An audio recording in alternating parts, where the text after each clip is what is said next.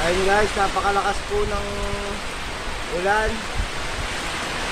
Napakalakas din po ng hangin. Kung makikita nyo, nagagalawan natin, hindi na masyado makita. Hindi na po makita ang bundok. Ayan po, kung makikita nyo, napakalakas po ng hangin.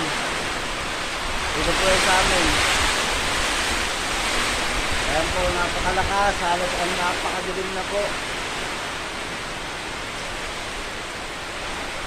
Ayan po, napakalakas ng hangin.